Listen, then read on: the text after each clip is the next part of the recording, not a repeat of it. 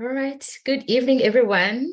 And thank you very much for making time to be with us today. Thank you as well for making time in your every Thursday evening to interact and to join our sessions. We are IIBA South Africa, and we bring you, an immense amount of learning and discussions. My name is Zilumkile. Everyone calls me Z. I am based in Cape Town, and Cape Town today brings you this amazing webinar brought to you by Carrington. Carrington, I've had chats with him over the past few weeks. There's so much that you can learn from him today. I've learned so much over the past few weeks, I must say. He's a person that enjoys and is very passionate about business analysis. He's very passionate about learning and about knowledge sharing as well. So the topic that he's bringing to you guys today, I hope will spark something in you to consider, that holistic approach when you're doing your analysis, and also considering taking into making use of the techniques that he's about to share with us today and introduce to us today. I'll not talk much. I don't want to spoil it for everyone and get into the details of what he will be sharing. I'll just tell you a bit more about Carrington. So he plays a pivotal role in his current position, driving initiatives to implement key elements of the business strategy and enhancing business systems. With over 18 years of diverse experience, he has worked in various industries, including mining, insurance, retail, higher education, and the public service. Throughout his career, Carrington has held technical, management, and consultation roles in major multinational companies. His expertise spans across business analysis, solutions architecture, digital transformation, project management, change deployment, and enterprise architecture. So much, his intro itself and his expertise and everything that I've shared with you just now gives you just an insight as to, the amount of knowledge and expertise that Carrington has. I hope you guys get to learn from him today. So before we do that, and before I hand over to him, I will just go through a bit of housekeeping and things to note for today. You can go to the next slide, Carrie. All right, so questions, Q&A, we will leave time. Carrie is going to go through his slides and his presentation, and then we will leave time for Q&A at the end. So as he is going through his presentation, please feel free to post your questions on the chat. And at the end of his presentation, we'll go through it. And if it happens that at any time or we run out of time and we end the webinar and you feel like you need to interact more with the content or have more questions, I will post a link to Carrington's LinkedIn page where you can reach out to him. I will also paste our email address, which is capetown at iiba.org. And you are also welcome to reach out to us and send us your questions. Okay, we will be recording. We are recording the session. So the link to the session we will post on our LinkedIn page, and you feel free to go and check out more webinars and videos, recordings that we have in our YouTube page. If there's any webinar that you miss or anything that you would like, any topic that you're interested in, because there's an immense or vast amount of videos and information that we have in our YouTube page. So please feel free to visit our YouTube page. And if you are interested in being a member, please go to iiba.org / business analysis membership. It is really an amazing thing to be a member of the IIBA. I'll go through some of the benefits right now in our next slide. And then if you are interested in being a presenter here like Carrington, to share your expertise and your knowledge and have these discussions with us in our community, please feel free to send out to pop me an email or pop us an email. I'll share our email address here, or you can reach out to us on our LinkedIn page as well and let us know, what topic you would like to present on. All right. And for more information, or if you want to keep up to tabs with our events that we're having in the IIBA, please follow us on our LinkedIn, our Facebook and Instagram channels. We do post our events there. Please follow us on those channels so that you can be up to date with what is happening, our Lean Coffees, our webinars, and physical events as well. We are planning on having more and more face-to-face events because we need to interact face-to-face with our communities in the different regions, in Cape Town, in Johannesburg, as well as in Durban. Right. Next page, please, Kari. Thank you. So, as I mentioned, it is a great deal, honestly, to be an IIBA member. And these right here on your screen are some of the benefits that we have and that we offer. I will mention also that in our South African chapter, we are also running or have a benefit that is our study groups. So we have study groups for our core certifications. We have study groups for we are launching the CBDA, which is the data analytics certifications. And if you are an IIBA member, you do get access to these study groups free of charge. So please, please, please join in and become members. And on top of that, you get access to an immense amount of publications, articles, information, papers, and all. And you get to interact with, global experts in business analysis. Some people in our community, in our global community, that are also passionate about business analysis, people that you can learn from, people that can be your mentors, people that can, that you can get to interact with. Who knows, where life could take you. It is life-changing, honestly, to be part of the IIBA, and it is also life-changing to be a volunteer. If you are also interested in becoming a volunteer in any of the different regions, please reach out to us. Let us know. I'll pop my email on the chat just now. All right, I don't want to take any more of Carrington's time. So over to you, Mr. Curry. Remember, if you have questions, please post them on the chat. Thank you, Z, for the introductions. Good evening, everyone, and welcome. I'm delighted to have you join me in this webinar today. In this session, we will talk about the business change life cycle. What phases are involved in bringing change to an organization? What is the role of a business analyst in those stages? As a business analyst, how can you take a holistic approach with the POPIT technique? I'll look at balancing the elements of the POPIT technique as one brings change into the business. I'll provide my concluding remarks and then I'll take questions. Let's talk about the business change life cycle. Delivering change to a business refers to the process of modifying the way an organization works. This can be done in many various ways. For instance, this can be done by, let's say, re-engineering business processes, redesigning a business process to make it simpler, introducing a new process that was not in existing, or introducing a new software. However, due to the failure rate of IT projects, organizations have embraced a broader view when bringing in change to an organization. Deborah Paul and James Cardo proposed a business change life cycle which has 6 stages in it, namely the alignment, definition, design, implementation, and realization. It has the business case at the center.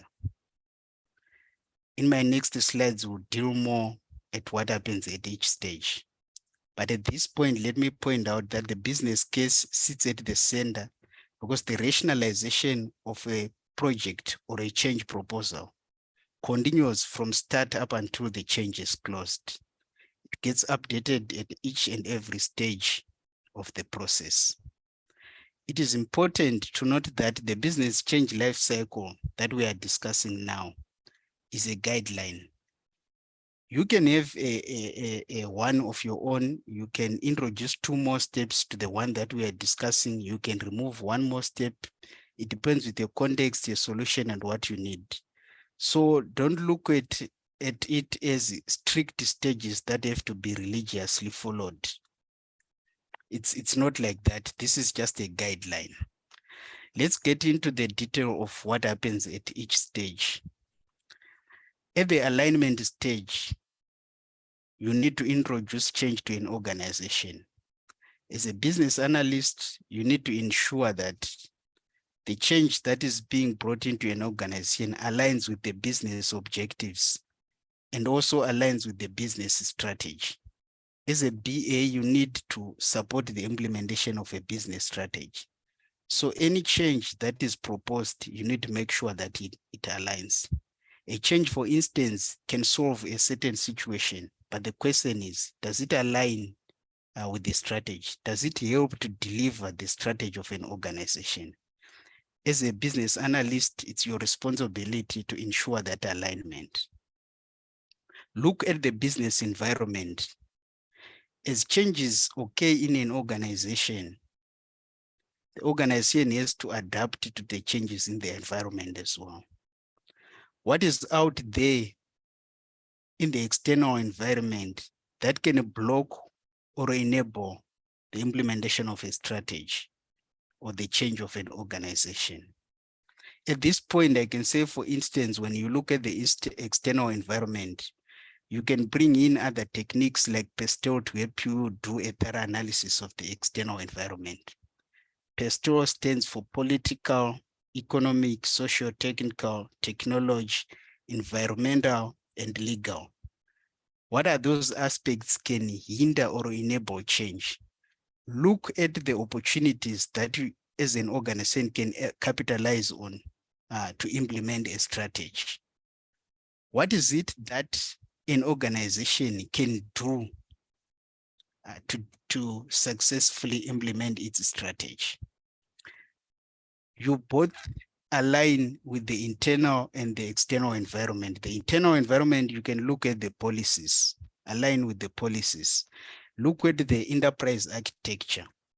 So the enterprise architecture has got 4 architecture domains. There's got business architecture, there's got information systems architecture, which is made up of the application and the data architecture, and then we have the infrastructure architecture. If you look at those 4 domains, it's a business system which needs to work together. The different components need to work together to achieve the desired outcome. So before any change is introduced, make sure it aligns to the existing architecture so that it fits into the existing architecture to work together with other components of the business system to achieve the desired outcomes.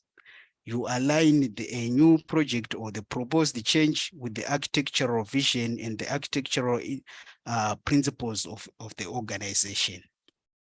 So that's what you need to do as a business analyst at alignment. Let's move on to the next stage, which is definition. You have aligned your change. It supports the objectives of organization. It helps to deliver the strategy, deliver of the strategy. You need to look at the change in detail, analyze the business situation to identify which are the areas of improvement.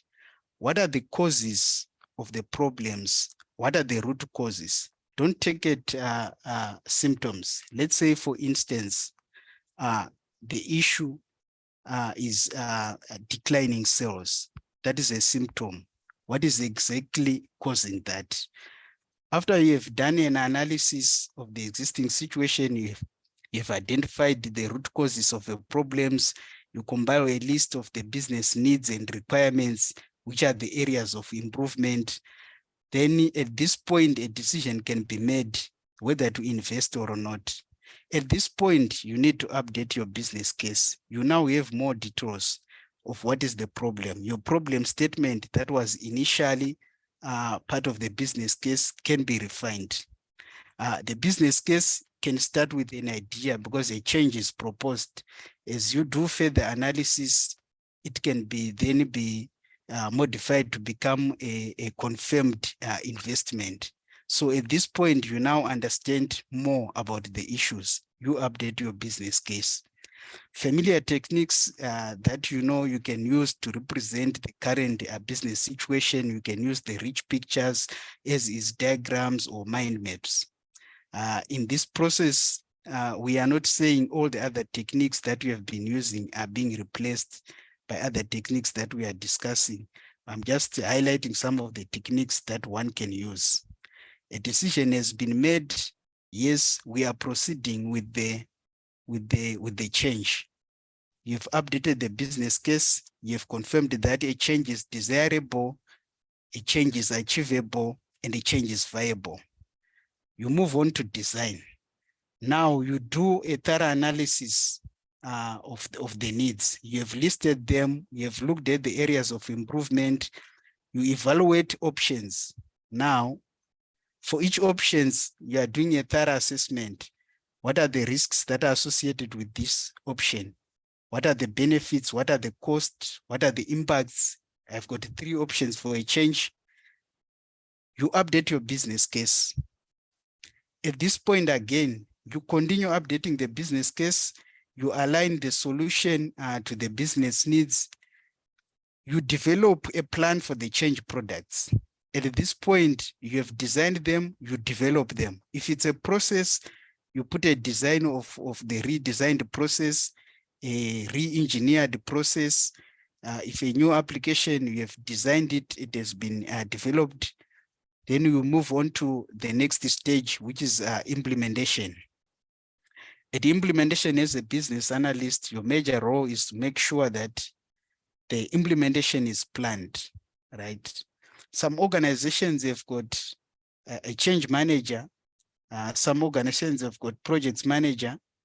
So whether the tasks that we are discussing here, whether you have to do them as a BA, it doesn't matter whether it's going to be done by a project manager, but you can assist in making sure that they are done, or they are there, or they're done correctly.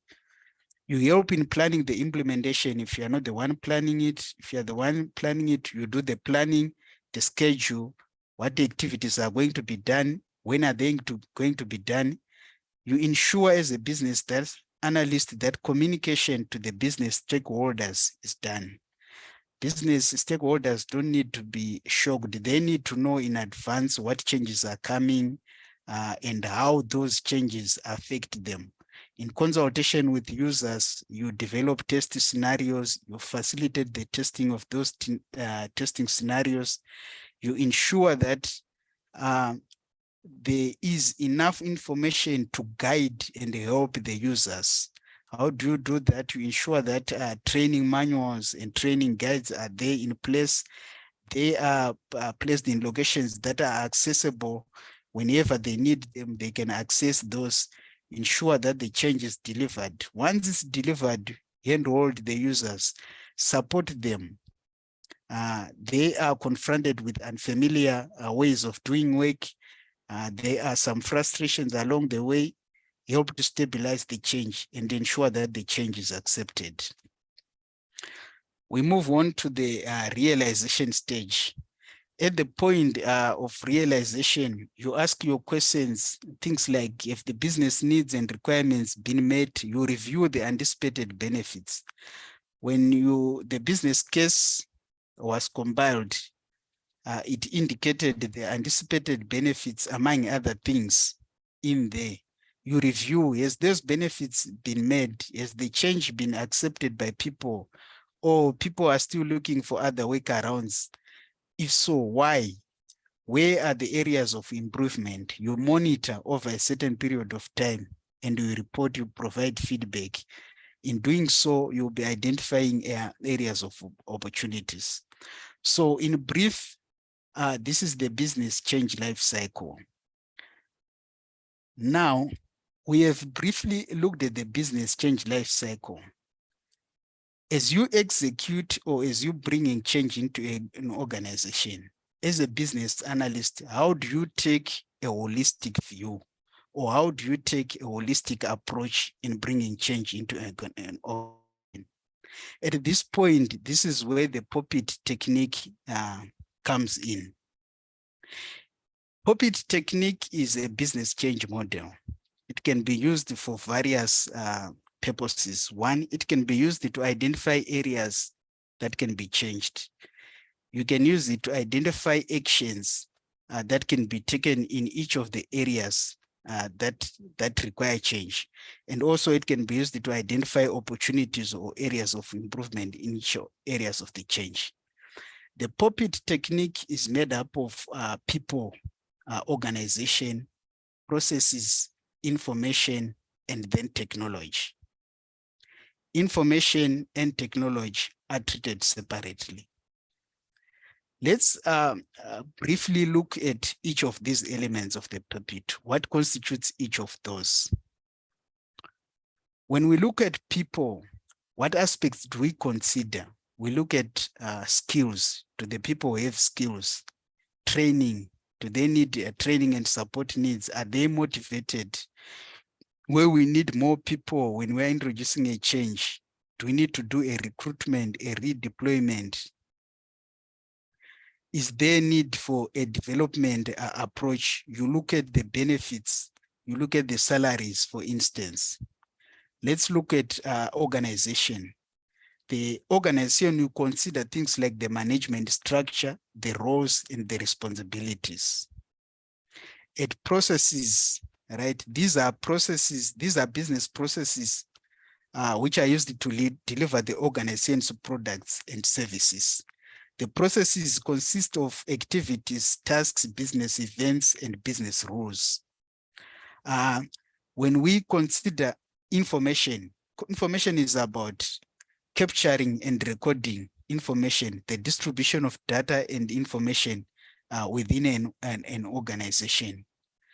How do people communicate? What are the communication mechanisms that are in place? What information is there for decision making? And then lastly, the technology. This is about the hardware and software that is used to support the work and the business processes which the people carry out. All right. These elements that I have highlighted, they constitute a business systems. They don't need to be considered or looked at in isolation because they coexist within an organization. That's why they need to be looked at holistically. We need to, as I progress, we are going to see the advantages of taking a holistic view and issues that may arise if a holistic view is not taken. In my next slide, I'm going to look at briefly how the puppet technique is applied, right? Puppet technique, you can apply it to look when you're investigating the as-is situation. You are looking at what are the problems, right? Is it people?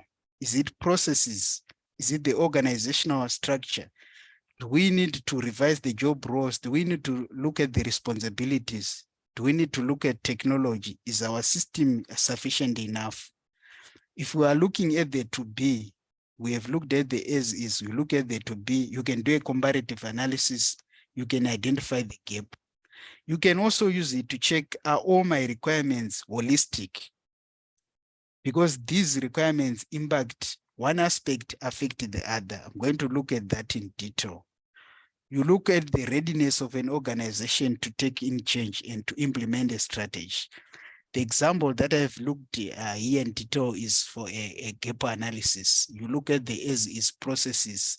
Is it sufficiently supporting the current business processes? Are they sufficiently supporting the organization? What needs to be revised?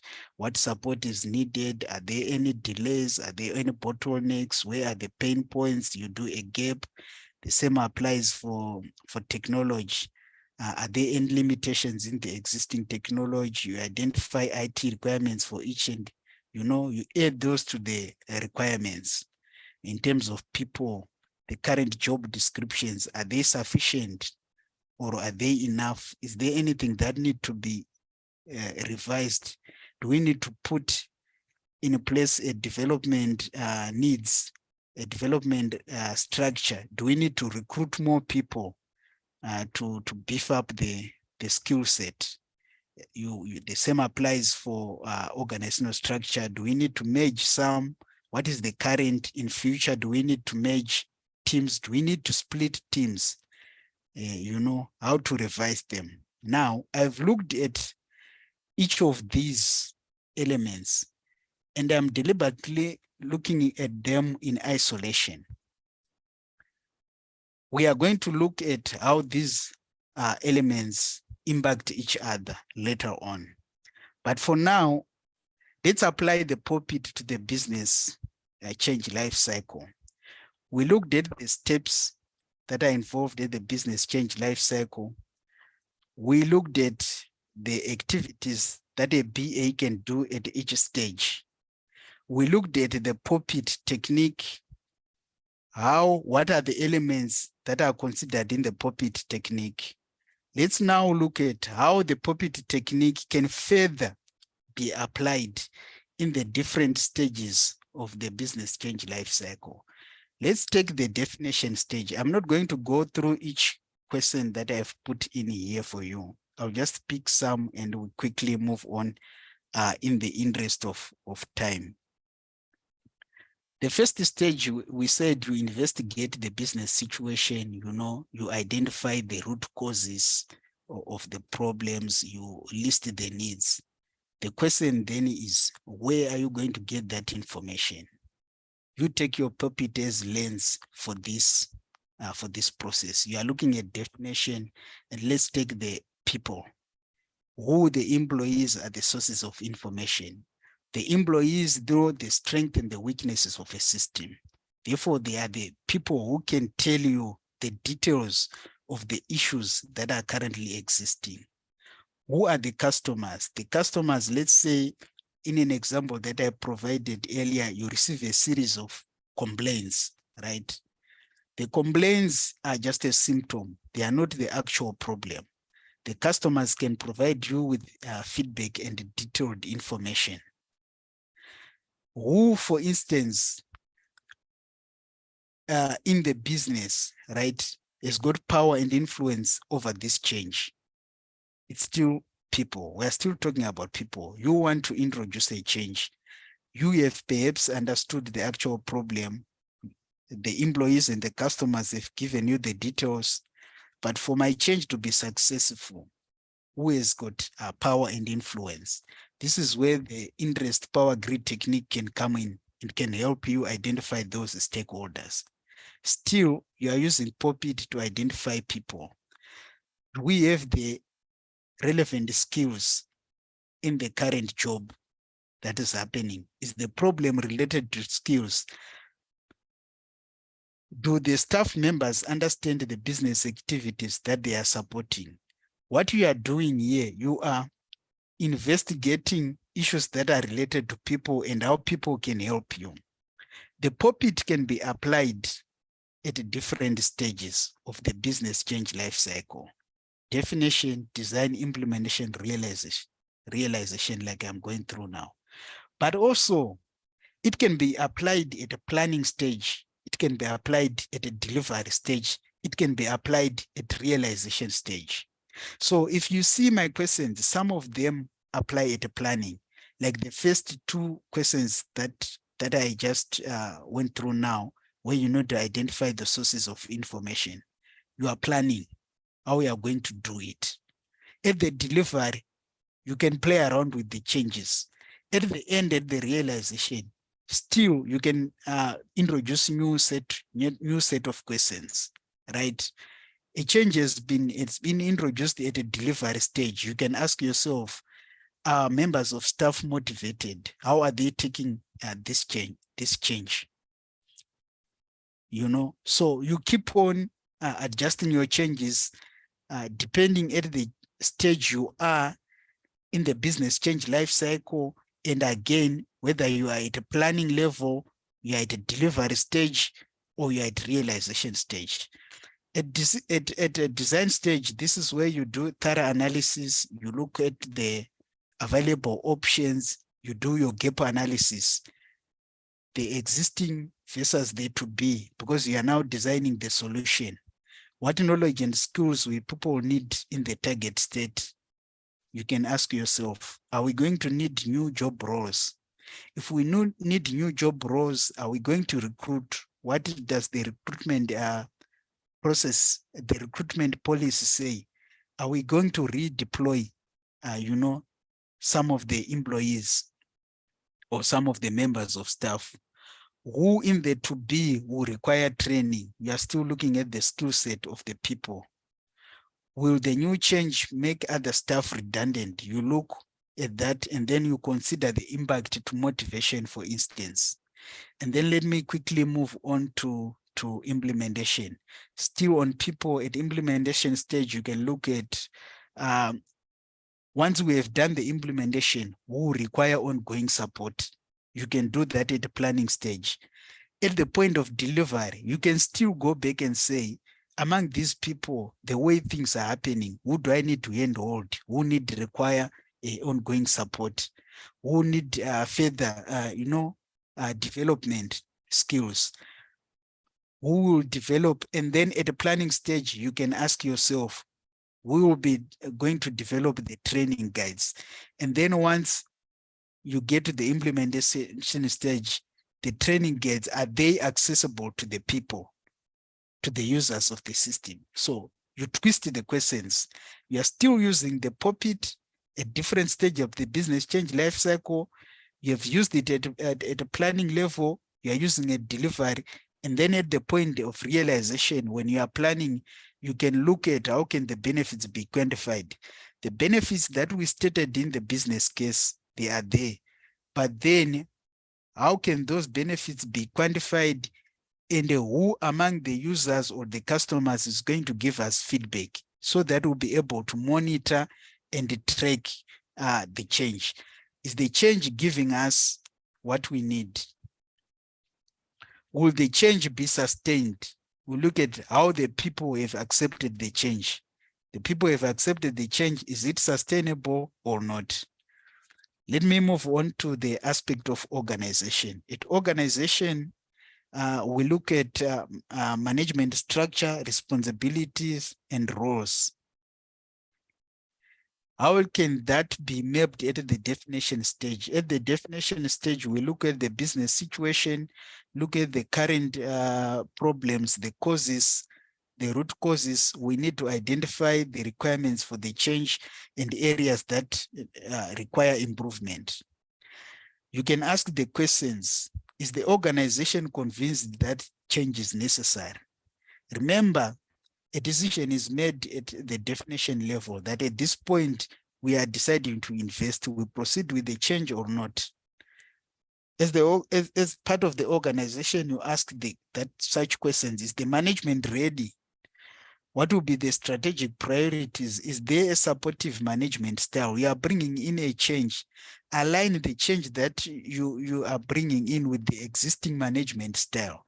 Some management style may hinder the change or may enable the change. So do that assessment and make sure it aligns. Current job responsibilities well defined. If they are not, then in the to be, when you get to the design, consider that what will be the new responsibilities. We need to redefine those responsibilities. At this point, let me indicate that if you look at it the way things are happening, if you redesign job responsibilities, that is going to impact the people. How? Their skills, their motivation, the expectations in terms of the change. So don't look at these elements in isolation. Once you touch one, just consider how the other ones will be affected. The new roles of responsibilities that will be required. Are we going to measure or split teams? Will that result in the revision of the current organizational structure? Again, you look at the consequences and the impact of that. Let's move on to implementation.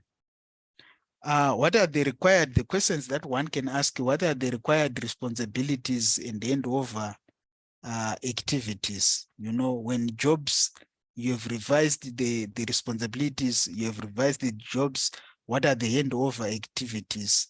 You consider this change that we want to do, are external consultants needed, or the internal consultants are going to do the rollout, who require training and who do, for instance, the testing.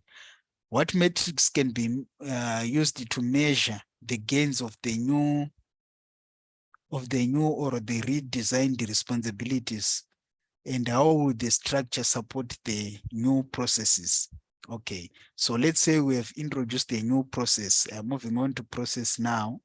How will the new structure support the existing or the introduced new process? For processes, you can look at questions like, are the current processes defined and communicated? You are investigating the issues, the causes of the problems, and not the systems.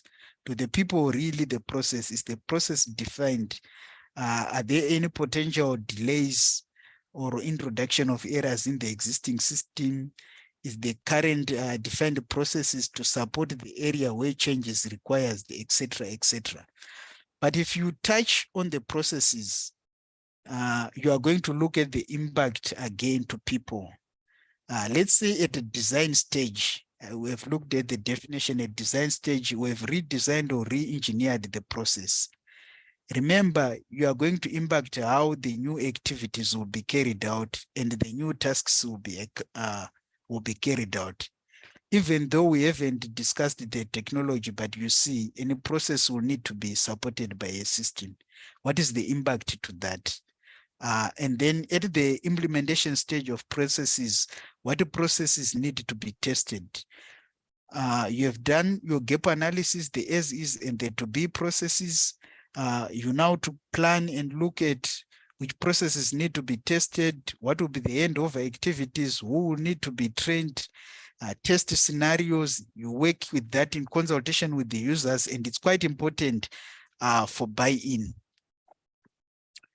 What metrics can be used to measure the efficiency gains of the redesigned processes? You put together critical success factors and KPIs for monitoring, and what opportunities for improvement can be there.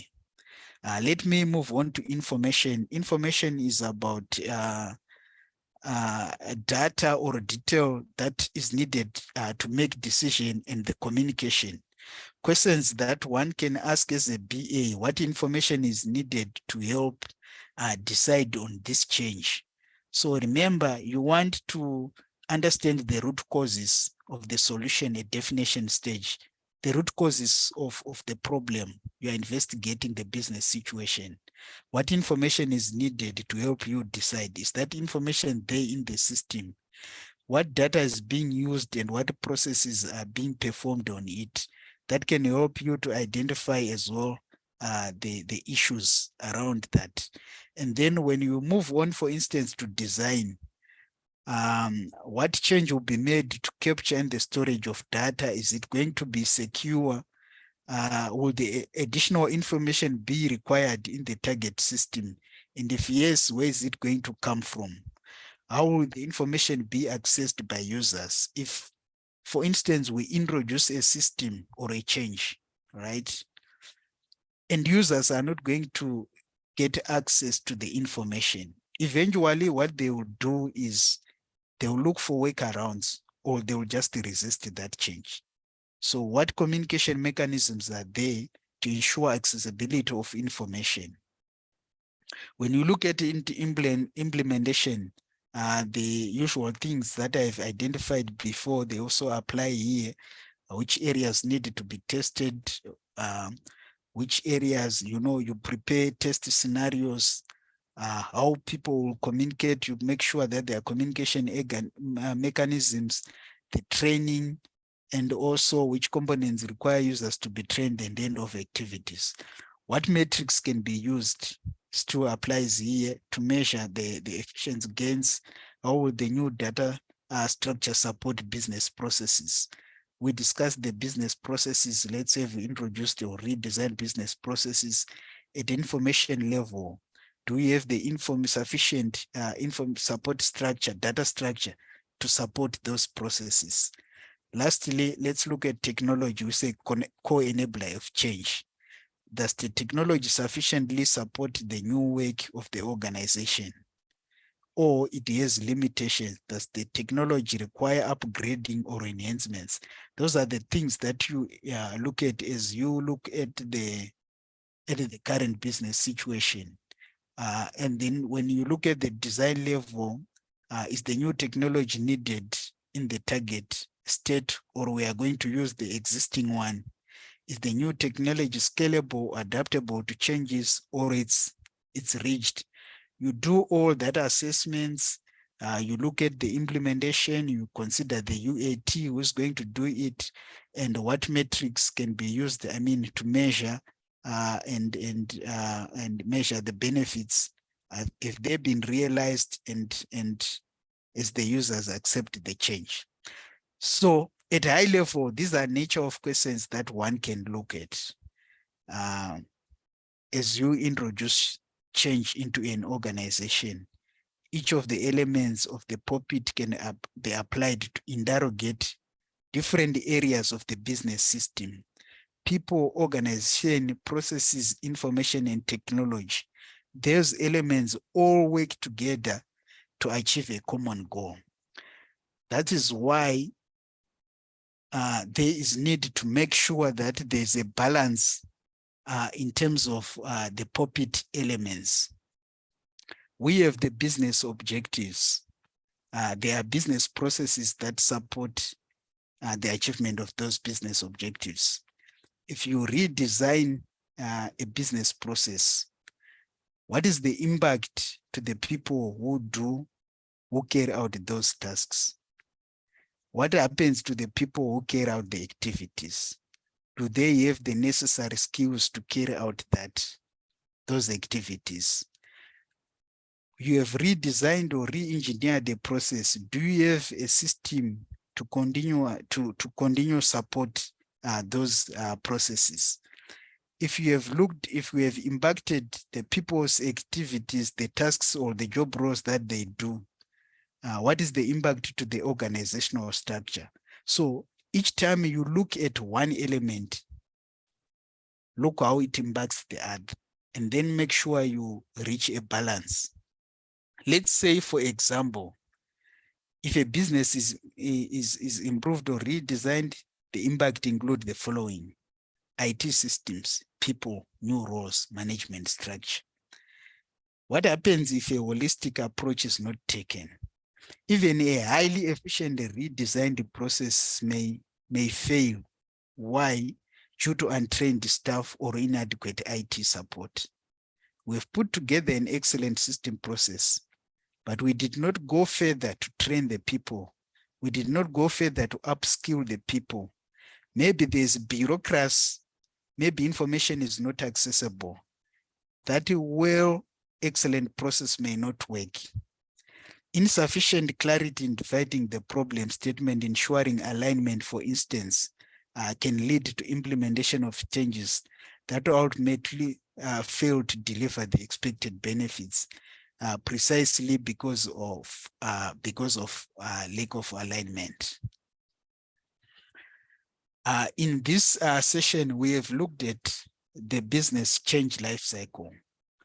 I highlighted the stages or the phases of the business change life cycle. What is expected at each phase? How can you contribute as a business analyst at each phase? We have addressed that. As you introduce new changes to the business, how can you take a holistic approach? Experience has shown that a business analysis with the use of a technique or a framework results in better business analysis compared to when you don't apply a technique or some form of a framework. We've looked at how each of the elements of a POPIT can help you to take a holistic approach as you introduce a business change. I've mapped the POPIT elements to the different levels of the business change life cycle. And I've looked at how one can balance the elements of the POPIT technique. I should acknowledge at this point that the POPIT technique is not my technique. It was proposed by Deborah Poe and James Cardo. I've read the book, The Business Analysis, the fourth edition and the third edition. I acknowledge the information that I acquired from that book. I also acquired information from the 99 Essential Tools for Success. And at this point, I also acknowledge the training offered by the Business Change Academy Institute in partnership with the Assist Knowledge Development. I've come to the end of my presentation. At this point, we may take questions. Thank you very much, Carrington. Such an insightful presentation it was. And we do have questions. The first question is from Joe Newbert. He asks, what impact has the POPIT technique had on your work or career? Thanks, Joe. It's good to hear from Joe. Joe was the chief trainer when I attended the training for the Business Change Academy. So I think he also needs to know if it has made impact. Thanks. Yes, it has made impact. So if you see in the presentation that I provided, especially where I mapped the POPIT to the business change, development cycle, most of the questions or some of the questions that I put in there are not necessarily as indicated by POPIT. For instance, I can tell you the question, for instance, who from the people at definition level, who are the sources of information, and then I say employees and customers. The POPIT refers to skills, motivation. But if the problem is related to skills, how do I get to the skills to know that? I need to get that information from someone. So I said, who can give me that information? The employees, the customers, the suppliers. Those are the sources of people. The POPIT has helped me to avoid looking at a change specifically as IT and look at a project as an IT project. Look at it as a business system. It impacts the business architecture. The business architecture consists of strategy, consists of people, consists of roles and responsibilities, the organizational structure. Those are the people who carry out the processes. But what do they need? They need systems to be able to carry out those activities. I'm now moved to one level at the information systems architecture, which comprises of the application and the data. They use the applications to support their jobs in carrying out activities. What do they need? They need information to support the business processes and to make decisions. And all that happens within the context of an IT infrastructure. So the POPIT helps me to look at the situation holistically as a business system, which has to work as an integrated framework. I think that's the impact that I got. Thank you so much. Do you have any follow-up questions, Joe? No, I don't. It's just really good to hear that this has made a difference to his work and the impact that he has in his organizations. I think it's fantastic. Well done, Carrington. Thank you, Joe. Thank you so much. Thank you so much, Joe. We have a question from Anonymous, says, can you use the Bees life cycle to get involved front on a project? I'm assuming it's the Bees life cycle, even though the person wrote Bees life cycle. I think he is referring to the business life cycle. Oh, can you use the business change life cycle to what? Sorry. To get involved upfront on a project. That is the question. Okay, I'm not sure if I comprehend that question correctly. It says to use the business change life cycle upfront in a project? Yes, you can. I think you can use it to anticipate at a planning level, to anticipate what will happen at each stage. So you can use it. You look at it at the planning. This is the change that we need to bring in. This is the project that we want to do. As part of this project, what needs to happen at the definition level, who is going to do it, and when can that happen? And then you go through each of the stages. Most of the things that I highlighted that happen at each stage relates to the tasks or the activities that need to be carried out by a business analyst. So you can be a project manager and you can apply it from a project manager point of view. What do I need to do at the definition level? The business analyst needs to identify the requirements at definition. What are the causes, and cover the root causes. As a project manager, perhaps you are interested in knowing, can the investment be done here? Do we have sufficient information in the business case to solidify that this change can proceed? So the hat that one can wear as a project manager can slightly differ from the hat that can wear as a business analyst, and again, the questions that one can ask. But perhaps for those who play a dual role, it can be easy. But I think, yes, you can use it. All right, thank you very much, Kari. We have another question from Zote. Yeah, asking, what documents do I prepare in each phase? Is it just one doc that contains everything? What do I call that document, and who are the consumers of that document? Okay, so the documents that you prepare are different at each phase, and they are used by different business stakeholders. Let's look, for instance, at a definition. You have investigated the business situation. You produce the as-is process model. You produce the rich pictures. You produce the list of business needs and the requirements. So you can come up with the requirements catalog. That's one artifact. The as-is process flow diagrams, the rich maps that I've indicated earlier on. Those, and then we can have a business case. A business case can be for the project board or the project steering committee. They all need that. But from your investigation, either it's you as the project manager or the business analyst who has done it, you have updated the business case with the information they need, the problem statement, and then information enough to make sure that a decision can be made that at this point a project can proceed. So the business case is for a different stakeholders.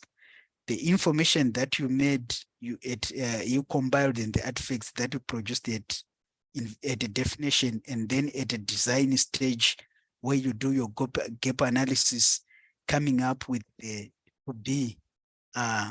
business process model. Those can be consumed by the person who is going to do the development of the change products. So the documents that one can produce can be for different people. At implementation, you can have training manual guides, and those ones can be for the users. At realization, you can come up with the critical success factors and the KPIs, where you are going to use to monitor the realization of benefits, and you do a review. Those again can be for the project steering committee. So it depends with what will be required, but you can come up with the different documents or artifacts which can be consumed by different stakeholders at different levels of the project. Thank you very much, Kari. I'm not sure, Zote, if you have any follow-up questions to that. No, thank you. I've been answered. All right, thank you. Kari, we have a question from Ronke asking, how does the puppet align with change management? For instance, using that ADKAR, For instance, using what? the ADKAR methodology. ADKAR The model. methodology. No, Hmm. no, I'm not familiar with that methodology. So I think it's a model used for change in businesses. I'm not sure how many people have access or knowledge of this one. Let me ask. Joe says he can answer. You can go ahead, Joe. Okay, John, go. Thank you for the rescue. Am I unmuted? Can you hear me? Yes. Yes, Okay. yeah. We did cover ADKAR Carrington when we did the diploma. It is one of the sort of 200 techniques that we covered in there. So the thing about the business change life cycle is it takes the start of that business change all the way through into implementation and realization of business benefits. So in that fourth stage where you get into implementation is all about the business being ready, right, to embrace the change, to start working with the change. So it absolutely considers things like change management in there, and ADKAR would slot right in as a technique that you would use during that stage. That's my answer. Okay, I hope thanks, it does John. answer you. Okay. Which technique is that one? Maybe I'm not getting it properly. ADKAR, ADKAR. I will take a picture of it and WhatsApp you it afterwards, Carrington. All right, thanks. Thank you, Joe. Do you have any follow-up, Ronke? Questions? I think Ronke is quiet. All right, thank you very much, Carrington. Especially, we have one more question, one last question. How is AI influencing the change in the BA space? From Andrew. We'll take just this last one. And that's meant for me. Okay, on that one, I will just give my view.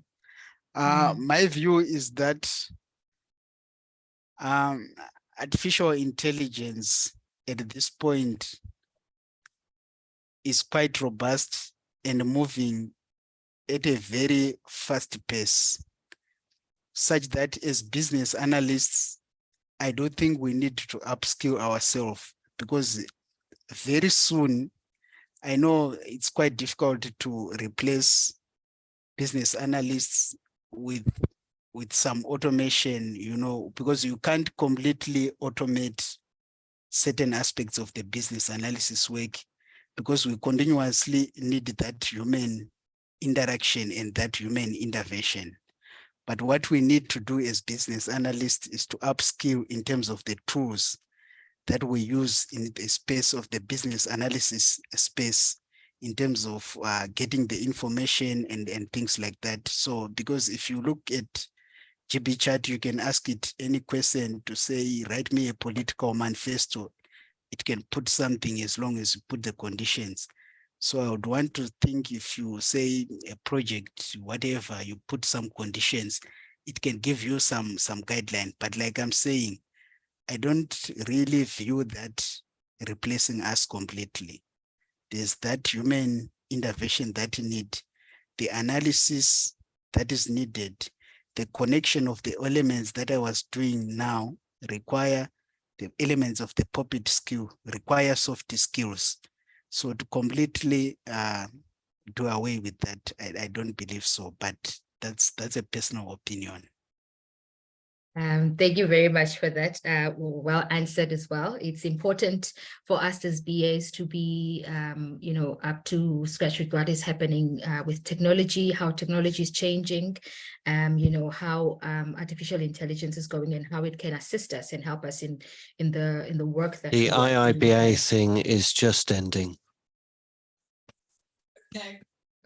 Oh, sorry, Joe, you're not muted. Oh, you didn't mute me. Sorry. All right. Okay. With that said, everyone, thank you very much for joining us today. It has been quite an insightful and with so much information that we had from Carrington and from Joe. Thank you everyone for participating, for the questions that you had for us. If you want to interact some more, please reach out to us. I'm also going to post Kari's LinkedIn page so that you can reach out to him as well if you have more questions. But other than that, please have a fantastic evening. Again, I will mention that this evening's webinar was brought to you by IIBA SA, the Cape Town region. My name is Zilumkile. Everyone calls me Z. Have a pleasant evening and we'll see you again next week. Good night. Thank you. Bye-bye. Good night.